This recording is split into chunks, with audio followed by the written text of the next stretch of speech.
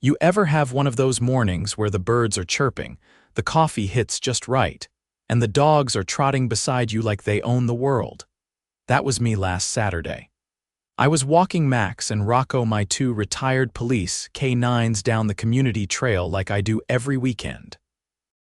They're calm, trained, and smarter than half the HOA board combined. I was halfway down the trail when I heard the sharp clack of heels behind me. That specific sound that screams trouble. I turned around and, of course, there she was, Charlene Simmons, our HOA president and full-time menace. Mid-50s, bleach blonde bob, sunglasses way too big for her face, and a clipboard like it was an extension of her soul. "You can't walk those dogs here, Viktor," she said, pointing to her clipboard like it was a badge. I raised an eyebrow. "Excuse me? This trail is for residents with approved pets. Those animals are clearly aggressive breeds. It's a liability, and the board is drafting a motion to ban them from common areas." I let out a slow breath. Max and Rocco are both retired K9s. They're trained better than most humans, Charlene. They've cleared schools, protected dignitaries, and probably sniffed out more drugs than your son did in college. Her lips curled like she'd bitten into a lemon. "That's irrelevant. They're intimidating. Residents are frightened. I've lived here for 5 years. No one's ever had a problem until you got elected president." She narrowed her eyes. "I'm doing what's best for the community." I leaned down and patted Rocco. "Funny. I thought this was the community." That's when she pulled a folded paper from her clipboard and shoved it toward me. "You're being fined $200 for violating Section 3B of the HOA's Pet Conduct Clause." I didn't even blink. "You made that clause up, didn't you?" She stiffened. "The board has authority to amend policy as needed for safety." I folded the paper and tucked it into my jacket. "You want to play legal games with a guy who used to testify in court with these 2 dogs at his side? All right, let's play." Her smirk faltered for a second. Then she spun on her heel and marched off like she'd just won. Max looked up at me and gave a low grunt, like even he thought this was a joke. I looked down at him. "Let's go home, partner. We've got some digging to do." Because if Charlene Simmons thought she could mess with me, my dogs, and make up rules as she went, she had no idea who she was dealing with. I spent the rest of that Saturday in my home office, the blinds drawn halfway and the dogs sprawled at my feet, their ears flicking now and then at the occasional passing car. I wasn't angry, not yet. Anger clouds judgment. What I needed was clarity, precision. The kind of mindset I used to have when I was prepping for court testimony on organized crime, when every word, every comma could change a man's life. I pulled up the HOA documents from the shared resident portal. The site was clunky, clearly designed by someone who thought user experience was a suggestion, but I found what I needed soon enough. The Pet Conduct Clause hadn't been updated in over 4 years. No mention of breed restrictions. No clause about banning animals from trails. And absolutely nothing giving the HOA unilateral authority to fine someone over a made-up rule. I opened a Word doc and started typing. Not a letter of protest, not yet. It was a timeline. Dates, incidents, statements. I'd learned long ago that people in power often slipped up not because they were evil masterminds, but because they got lazy. They thought no one was watching. And Charlene had gotten very comfortable in her throne. I wasn't the only one she'd targeted lately. 2 weeks ago, my neighbor Lee had mentioned being fined for excessive garden gnomes. A week before that, a young couple down the street were docked for using a charcoal grill on their patio, something that had never once been enforced before. I started a second column, pattern of selective enforcement. By the time the sun dipped low, I had a 2-page document filled with incidents, names, and inconsistencies. I leaned back in my chair, cracked my knuckles, and called someone I hadn't spoken to in a while. "Still teaching law at the community college?" I asked when he picked up, still pretending to be retired. Came the reply, followed by a dry chuckle. "Need to ask a few questions. HOA related. You finally snap on Charlene? Not yet, but I'm getting warm." He agreed to meet me the next day. Said he'd bring coffee and the latest copy of the state HOA compliance handbook, something most residents didn't even know existed. The next morning, I was out on the porch when he pulled up in his old forest green pickup. Wes was one of those guys who always looked like he was mid-hike cargo pants, windbreaker, and an expression like he'd just found a trail nobody else knew about. He handed me the handbook and a thermos. "Read section 32, he said, thumbing through it for me. "About meeting minutes and rule amendments." I scanned the paragraph and frowned. "All policy changes require a public hearing, 72 hours notice to all residents, no exceptions." "Exactly," he said, lowering himself into the patio chair. "If she added a new clause about pet restrictions, it has to be on record. Otherwise, it's unenforceable." I shook my head. "There was no notice, no meeting. She handed me a fine like it was a fast food receipt." Wes sipped his coffee. "Then it's invalid. And if she's issuing fines based on non-existent rules, that's fraud. If she's collecting money on them, that's criminal." That set something off in my mind. I opened my laptop and logged into the HOA's financial portal. It required a separate password, and once I was in, the dashboard showed a series of pie charts and vague labels: maintenance, administrative costs, miscellaneous fines. But the numbers didn't match what I'd seen in last quarter's report. The fines collected had doubled in the past 2 months. "Can you be more specific?" Wes asked, leaning over. I clicked on the line item. It opened a spreadsheet. Over 20 residents had been fined in the past 8 weeks. Most of them for odd, ambiguous violations: decorative clutter, improper hose placement, and one labeled K9 intimidation. I pointed. "That's mine." Wes whistled low. "She's padding the books. Think she's pocketing it," he nodded. "Unless she's got a record of using that money for approved expenses, you're looking at embezzlement. Possibly wire fraud if she's transferring it through HOA accounts to herself." I closed the laptop. "Let's find out." That afternoon, I visited 3 neighbors who'd been fined. Miss Alvarez, who was nearly 80, said she'd paid her patio decor fine in cash to a board member who came to her door. No receipt. No confirmation. Lee, the one with the garden gnomes, had paid via check. She showed me a photo of it made out to the HOA but endorsed by someone named S. Hardwick. That wasn't our treasurer. I asked her if she'd be willing to give a statement. She didn't hesitate. By the time I got home that evening, I had 6 statements, 3 check images, and 1 voicemail from a board member who quietly told me I might want to be careful who I'm poking around. I saved it all. 2 days later, I requested the last 6 months of HOA board meeting minutes. By law, they have to provide them within 10 business days. I got them in too, sloppy. They thought speed would make me miss something, but they made a mistake. The meeting where the pet clause was supposedly added was dated a week after she fined me. Which meant she not only invented the rule, she backdated the documentation to cover it. That was the final piece.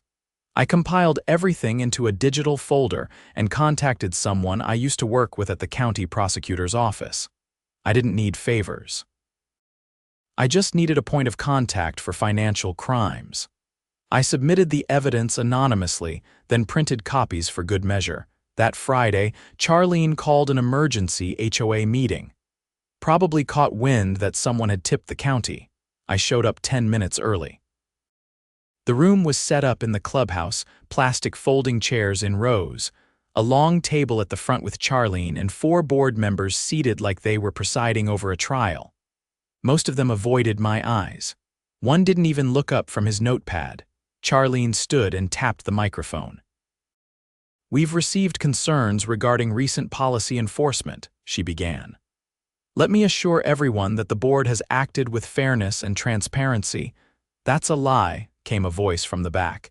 It was Lee, standing tall with a manila folder in her hand. She walked to the front and laid the folder on the table. "In here," she said calmly, "are copies of fines issued without legal basis, checks endorsed by someone who isn't your treasurer, and statements from residents who were pressured into paying cash. I've already sent copies to the county." Charlene's face turned a shade that didn't exist in any crayon box. Behind her, one board member stood up and left without a word. She tried to speak, but the room erupted. Questions, accusations, voices rising like a wave. Wes stood next to me, arms crossed, watching it all unfold. "To clarify," I said when the noise died down, "you issued a fine based on a clause that didn't exist at the time. Then falsified a meeting record. That's document fraud. And if any of the money collected went into a personal account, that's criminal embezzlement." Charlene's hands trembled. "You're not a lawyer." "No," I said, "but I've sent enough people to prison to know how that process starts." She tried to adjourn the meeting.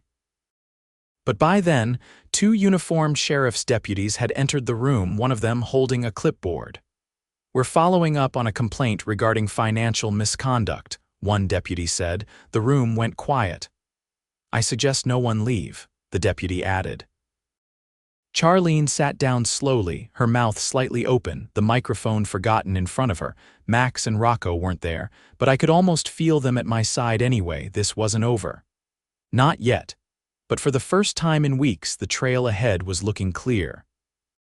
Charlene didn't show up to the next board meeting. It wasn't a surprise. The sheriff's deputies had spent over an hour at the clubhouse that night, questioning residents, collecting documents, and taking statements. 2 board members left in silence and hadn't been seen since. A third, a guy named Darren, who usually just nodded his way through meetings, had admitted to signing off on at least 4 fabricated fines under pressure. He'd handed over his keys to the HOA drop box before the night was over. By Monday morning, a temporary committee had been formed by the county to monitor the HOA's operations. That kind of oversight only happens when someone higher up pulls strings, and lucky for us, the county had taken an interest. They'd received enough corroborating evidence to launch a formal investigation. Charlene had gone from president to person of interest in less than 72 hours. I was sitting in my backyard later that week, throwing a worn tennis ball across the lawn. Max trotted after it with lazy precision while Rocco lounged near the fence, chewing on what used to be a very expensive boot. I didn't have the heart to stop him, not after everything they'd been dragged into. A knock came at the side gate. I stood, brushing dirt from my jeans, and opened it to find a tall man in a navy blazer, badge clipped to his belt. "Mr. Kovacs?" he asked. I nodded. "Detective Langley, County Financial Crimes Division. I'd like to ask a few questions regarding the HOA's fine structure and fund allocations." I motioned him inside. Langley wasn't the kind of detective who made small talk. He opened a leather portfolio and laid out a series of transaction logs across my patio table. The documents had stamps from multiple banks. He tapped one line with his pen. "This account was opened 6 months ago under a shell LLC called Neighborhood Integrity Services. Ever heard of it?" "No," I said, "but I can guess who tied it to the HOA." He flipped the page. Deposits match the amount collected in fines during that period, cash and checks. No disbursements for landscaping, maintenance, or administrative costs. Just a series of ATM withdrawals and a payment to a private contractor. He handed me a photo of a work order. The contractor. A surveillance installation company out of state. She wired HOA funds to install hidden cameras along the community trails, he said. No disclosure, no board approval, no budget line. We found 2 of them so far, one inside a birdhouse, the other disguised as a trail marker. I leaned back in my chair. "She was spying on residents?" Langley nodded. "We believe she was building a case against certain homeowners to justify more fines." The footage was being uploaded to a private cloud server, password protected. "We cracked it 2 days ago." I asked what they found. "She had video of you, your dogs, and over a dozen other residents." Most of it edited, zoomed in, slowed down, spliced together to make people look aggressive or negligent. It was the basis for every fine she issued in the last quarter. Rocco let out a low growl. I didn't stop him. Langley packed up the documents. We have enough to pursue charges for wire fraud, embezzlement, unlawful surveillance, and falsifying legal documents. She's currently in custody pending arraignment. I nodded once. Good. He paused at the gate before leaving. You built a strong case. Most people wouldn't have gone that far. I didn't answer. I just watched the gate close behind him. That afternoon, I called Lee and told her to spread the word. We were holding a community forum in the clubhouse that Friday, not a board meeting, not a protest. Just a chance for everyone to be heard without fear of fines or retaliation. Friday came, and the room filled faster than I expected. Folding chairs scraped against tile, people lined the walls, and even a few older residents brought lawn chairs from home. Every seat was filled by the time I stepped to the front. Wes stood beside me, clipboard in hand, acting as unofficial moderator. We're not here to assign blame, I began, but to rebuild what was broken. A woman near the front raised her hand. Her name was Marcy, and she owned the small cafe down the street. Are we safe from future fines? She asked. Do we even have a functioning HOA anymore? Wes answered. The county's audit team will oversee operations until a new election is held. All fines issued since February have been nullified. Any funds wrongfully collected will be returned. A man in the back stood a quiet guy named Elliot who usually kept to himself. I paid over $700 for a fence that Charlene said was too obstructive. I had to borrow from my retirement account. I pointed to one of the tables. We've set up a claims desk. Every documented fine will be reviewed. If there's no record of approval through the proper channels, you'll get it back. If you don't have proof, fill out a statement anyway, we'll match it to the logs. The room buzzed with quiet murmurs. I saw nods. A few people clapped. Then someone I didn't expect stood up. Darren, the former board member who'd folded under Charlene's pressure. He looked tired, like he hadn't slept in days. I want to apologize, he said. I knew what she was doing wasn't right, but I didn't think anyone would believe me if I spoke up. I was afraid. No one said anything. I'm not asking for forgiveness, just, I want to help fix this however I can. I nodded once. You'll get your chance. We spent the next hour gathering statements, sorting documents, and drafting a new charter proposal. One that required full transparency for all expenses, open elections for board members, and quarterly community Q&As. When the meeting ended, people lingered. They talked, laughed, swapped stories about things they'd never dared say before. For the first time in a long while, the clubhouse didn't feel like enemy territory. Late that night, as I was locking up, I found a small envelope taped to the inside of the clubhouse door. No return address. Inside was a flash drive and a note. She wasn't working alone. I plugged it into my laptop as soon as I got home. The files were raw audio recordings, poor quality but clear enough. One voice was unmistakably Charlene's. The other, a man, confident, calculated. He mentioned a development firm. Rezoning. A plan to drive down resident satisfaction and force a buyout. The pieces clicked together in my mind one by one. This wasn't just about fines or cameras. It was about property. Control. Leverage. The HOA had been a tool, Charlene the puppet, and someone else had been pulling the strings. I forwarded the files to Langley. He called the next morning. There's an ongoing federal investigation into predatory development practices across the county, he said. You just gave them their missing link. I asked what came next. We follow the money, he said. You just opened a much bigger door. I hung up and glanced at Max, who was dead asleep on the couch, one paw twitching in a dream. Rocco snored under the dining room table. We'd stopped Charlene. That was one battle, but something told me the war was just getting started. Rain started falling the next morning, steady and cold, the kind that kept most people indoors and quieted the neighborhood. But I wasn't home for long. After forwarding the flash drive contents to Langley the night before, I'd received a short call before sunrise. They needed me at the county building. As I pulled into the parking lot, a black SUV with government plates was already parked outside. Inside the office, Langley stood with two other men in suits older, with sharp eyes and the kind of posture that came from decades of federal service. He introduced them as agents from the Department of Housing and Urban Development's Office of Inspector General. They didn't waste time. "The voice on the recordings," one agent said, "belongs to Thomas Rydell. He's the principal officer at Rydell Urban Development Group. We've been tracking them for nearly a year."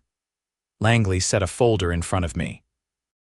"They've been using HOA boards as a backdoor into residential communities, manipulating policy, driving down property values, and acquiring homes through shell companies at below-market rates." My stomach turned. "So Charlene was working for them?" "She was what we call a facilitator," the other agent said. "She used her position to manufacture dissatisfaction. The fines, the surveillance, even the sudden rule changes, they were all designed to push people towards selling." Langley added, "Once the neighborhood's marketability dropped, Rydell's group would step in with rescue offers through fake real estate firms. They've already flipped 6 communities in the last 2 years."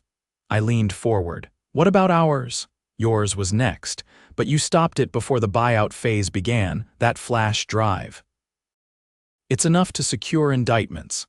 They asked me to provide a sworn affidavit detailing the timeline of events, which I did. Every date, every interaction, every document recorded and signed. They said I might be asked to testify if it went federal, but for now, my role was complete." By the time I stepped back outside, the rain had stopped. The storm that had been building for months quietly, underneath, the surface was finally breaking. 2 weeks passed. The sheriff's office executed a search warrant on Charlene's home as well as the HOA's storage unit. They found more than just paperwork, hidden drives, burner phones, even printed pages of neighborhood maps with properties marked in red ink. A courtroom hearing followed shortly after. Charlene was denied bail. Her attorney didn't speak to the press. At the same time, the county declared an emergency restructuring of our HOA. A special administrator was appointed, someone from the State Housing Oversight Board named Carla Devaney. She was a no-nonsense type, mid-40s, pressed suit, carried a tablet she never seemed to look away from. First thing she did was freeze all fines and fees. Second thing, she pulled every document filed by the HOA in the last 5 years and started an audit. She held a public forum that weekend, and the community turned out in full. "I'm not here to patch holes," she told the room. "I'm here to rebuild the ship." She announced a full election to be held in 60 days. Every board position would be vacated. No appointees. No handoffs. Only residents in good standing could run, and every candidate had to submit a background check and conflict of interest disclosure. It was the most transparency this place had seen in decades. I didn't plan to run, but people started asking. Lee even showed up on my porch with a printed packet and a pen. "You're the only one who's already proven they won't fold under pressure," she said. I gave in and submitted my name, mostly because I didn't trust anyone else to keep this place honest. Over the next several weeks, the neighborhood transformed. The trail was repaired. The clubhouse was cleaned, repainted, and reopened for community events. No more secret meetings. No more weaponized policies. The dogs seemed to know something had changed, too. Max started sleeping deeper, and Rocco stopped pacing the fence line at night. There was a calm in the air, one I hadn't felt since moving in. Election day arrived on a bright Saturday morning, and the line to vote stretched around the clubhouse. Volunteers handed out ballots, kids sold lemonade, and someone even brought a food truck. It didn't feel like politics. It felt like neighbors finally remembering they were on the same side. When the results were announced that evening, I had the highest vote count. Carla handed me a folder with the words "Board President Transition Packet" printed neatly on the front. "No clipboard?" I asked. She grinned. "We burned the last one." At the first official board meeting under the new leadership, we made several changes. Term limits, rotating oversight committees, mandatory financial disclosures, and most importantly, community review panels for all proposed rule changes. It wasn't just about preventing corruption.